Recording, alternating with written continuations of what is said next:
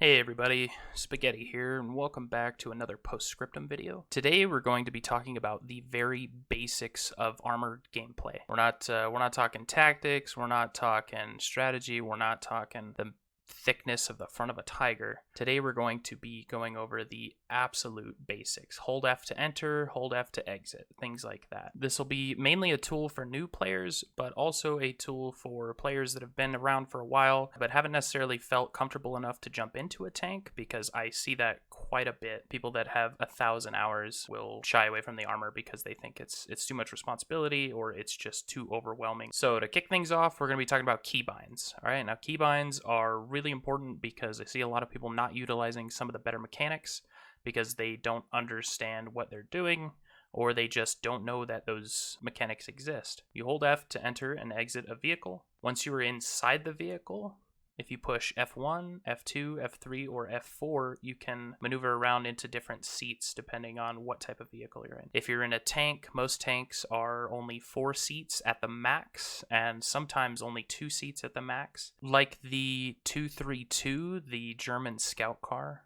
there are only 2 seats available inside of that vehicle. There is a gunner / commander and a driver. So knowing the difference in that will also help you out quite a bit. So now that you're in the vehicle, you've found your seat. Let's say you're in the driver's seat. You hold E to turn the vehicle on, to hit the ignition.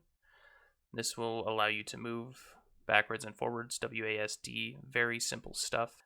The only other button that I would recommend using frequently is the spacebar, as that is a handbrake. So if you're in a tank, or if you're in a Jeep, or something of that nature, and you need to make a hard right or left turn, if you hold A or D while accelerating and hit the spacebar, sometimes you can get a pretty sick drift off that. Alright, so now that we got the most important thing out of the way, the sick-ass drifts, now you'll need to know the different viewports that you have. As a driver and a commander, you'll generally have the same amount of periscopes or viewports, depending on what vehicle you are in. There is a base viewport that they give you as soon as you jump in, which can also double as the periscope. And then there is a hatch that you are able to turn out of as well in most vehicles. So when you first enter the driver's seat, what you should do is scroll up and down to see all the different viewports that you get. With the exception of a few vehicles, you generally get a main viewport, a periscope, and in the case of drivers and commanders, you get a hatch to turn out of as well. Just a note, your face can and will be shot off in this position, so use it very sparingly. To move the periscope left and right, you hold the left control button and you move your mouse back and forth. This will allow the periscope to traverse left and right. You do not need to do this in the third periscope option for the commanders generally. Unless it gets stuck by a bug or something, all you need to do is move your mouse. But if that isn't working, then hold left control and start moving your mouse around to make sure that you are either not in the wrong viewport or you just don't have that ability. The aforementioned periscope is a good tool to look around with while you're driving, and it is very important to spot targets that the commander or the gunner are either unable to see or have yet to be seen. Be careful not to confuse yourself of which direction you're facing. The hull is always at 12 o'clock, but your viewport can shift left and right depending on where you leave it. So always remember there is a small indicator down in the bottom left over the clock face of which direction you're looking. Speaking of the clock face, that clock face is your navigation tool for the most part when you're inside of a vehicle. If you'll notice, it goes from 12 all the way back to 12 like a clock face. I know it's magic. When you're calling out a target that's at 1 o'clock, you would say 1 o'clock. If you're calling out a target at 4 o'clock, you'd say 4 o'clock. If you need to split the difference and you need to make more finite adjustments, then call out 1240, 1245, 1215, 1205, and that will get your gunner or your commander faced in the right direction. Infantry close left, 930. Multiple 930. Up on top of that hill. Oh, I can't see it.